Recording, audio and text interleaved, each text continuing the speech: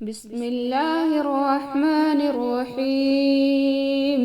تبارك الذي بيده الملك وهو على كل شيء قدير، الذي خلق الموت والحياة ليبلوكم أيكم أحسن عملا وهو العزيز الغفور، الذي خلق 7 سماوات طباقا ما ترى في خلق الرحمن من تفاوت فارجع البصر هل ترى من فطور ثم ارجع البصر كرتين ينقلب إليك البصر خاسئا وهو حسير.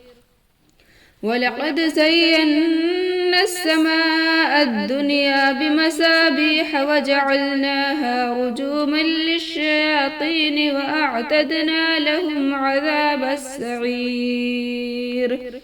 وللذين كفروا بربهم عذاب جهنم وبئس المصير. إذا ألقوا فيها سمعوا لها شهيقا وهي تفور تكاد تميز من الغيظ كلما ألقي فيها فوج سألهم خزنتها ألم يأتكم نذير؟ قالوا بلى قد جاءنا نذير فكذبنا وقلنا ما نزل الله من شيء إن أنتم إلا في ضلال كبير. وقالوا لو كنا نسمع أو نعقل ما كنا في أصحاب السعير فاعترفوا بذنبهم فسحقا لأصحاب السعير. إن الذين يخشون ربهم بالغيب لهم مغفرة وأجر كبير. وأسروا قولكم أو اجهروا به إنه عليم بذات الصدور. ألا يعلم من خلق وهو اللطيف الخبير. هو الذي جعل لكم الأرض ذلولا فامشوا في مناكبها وكلوا من رزقه وإليه النشور.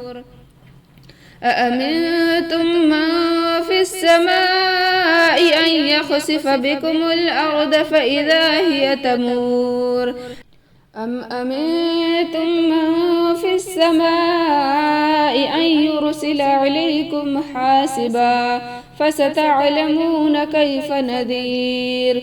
ولقد كذب الذين من قبلهم فكيف كان نكير.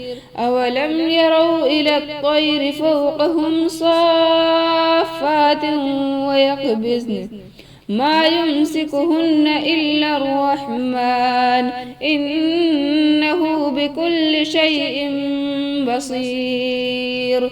أمن هذا الذي هو جند لكم ينصركم من دون الرحمن إن الكافرون إلا في غرور.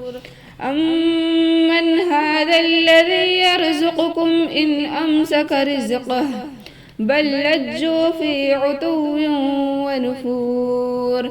أفمن يمشي مكبا على وجهه أهدى أمن يمشي سويا على صراط مستقيم. قل هو الذي أنشأكم وجعل لكم السمع والأبصار والأفئدة قليلا ما تشكرون.